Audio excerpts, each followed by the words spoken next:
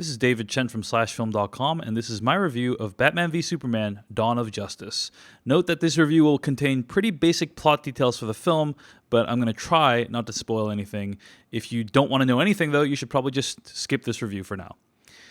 It's been nearly 3 years after Man of Steel, and Zack Snyder is back with Batman v Superman: Dawn of Justice, an overly ambitious film that not only attempts to play out the aftermath of the attack on Metropolis in the last movie, but also set up Warner Brothers' DC Universe film franchise. Batman v Superman is an overlong, poorly plotted, thinly characterized, painfully dour mess. But it's a gorgeously shot mess that has the kind of spectacle and grandeur that you'd hope for from a major big-budget release. Let's start with some of the good things about this movie. Larry Fong's cinematography is nothing short of amazing, and Zack Snyder continues to prove he has a great eye for iconic tableaus and breathtaking visuals. With several sequences of this movie shot in full IMAX, the images are so razor sharp that they look like they could cut you. I was also a fan of the score, which was done by Hans Zimmer and Junkie XL. It has great callbacks to the original score for Man of Steel, but also has some nice synth elements that make it its own thing. Finally, in the few action scenes we see that feature Batman in this film, we get to see Batman move. Former Batmans have always been restricted by the suit, but using a decent combo of practical effects and CG, Snyder allows this Batman, played by Ben Affleck, to really kick ass. That is, when we get to see him do so, which is not that many times in the film. So, what's not to like about Batman v Superman? Nearly everything else.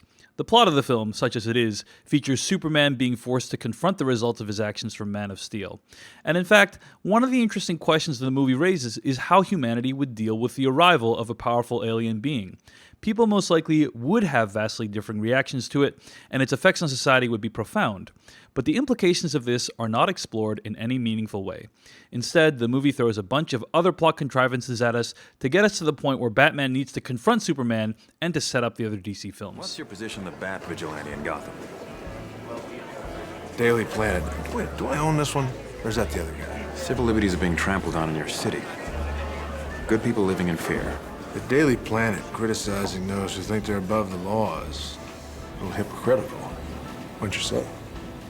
Considering every time your hero saves a cat out of a tree, you read a puff-piece editorial about an alien who, if he wanted to, could burn the whole place down. There wouldn't be a damn thing we could do to stop it. Most of the world doesn't share your opinion, Mr. Wayne. Maybe it's the Gotham City in me, and we just have a bad history with freaks dressed like clowns. The plot is less a plot and more a sequence of events that happens to take place in consecutive order. Things happen, people do things, sometimes their actions make sense, other times they are totally baffling.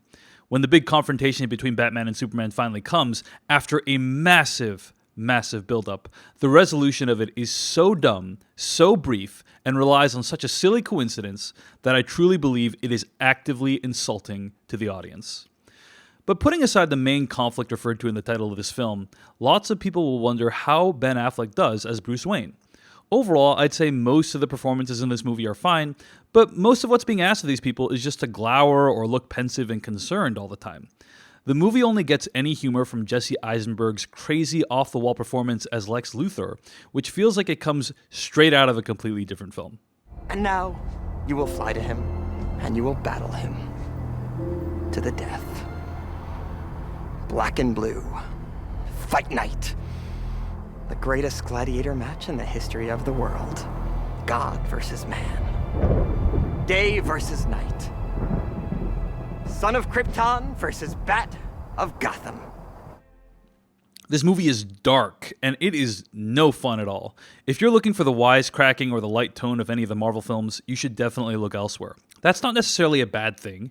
There's a place for an ultra-dark, ultra-violent film like this in our culture, but between the opening sequences in which we see a murder play out in slow motion followed by a replay of the 9/11-esque city-destroying imagery from the first film, all the way to the indiscriminate killing that appears to happen from our heroes throughout this film, I didn't really want to stay in this world any longer than I had to. By the end, I was exhausted from the sheer drudgery of it all. That son of a bitch brought the war to us 2 years ago.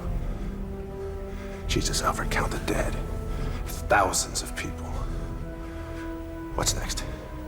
Millions?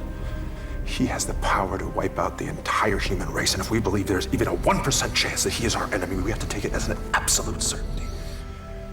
And we have to destroy him. I think there is a pretty solid version of this film that didn't have Batman, Wonder Woman, or any of the other universe-building elements that feel so forced in this film. But instead, what we get is a film that embodies the worst elements of franchise filmmaking today. It rapidly introduces a bunch of new characters with poorly defined motivations, and it seems more concerned with future films than it does with this one. As a result, Batman v Superman is among the worst superhero films of our modern era, but it's not dramatically worse than the other bad films like Green Lantern or Thor 2 or any of those other movies. Its only crime is that it's playing with characters who have such a long history and are truly beloved, and by shoving them into this loud, bloated mess of a film, it makes it difficult to remember why we fell in love with them in the first place. It's the anti-Deadpool, a movie that doesn't know how to poke fun at its own self-seriousness. And ultimately, it suffocates its audience under the weight of its incoherence.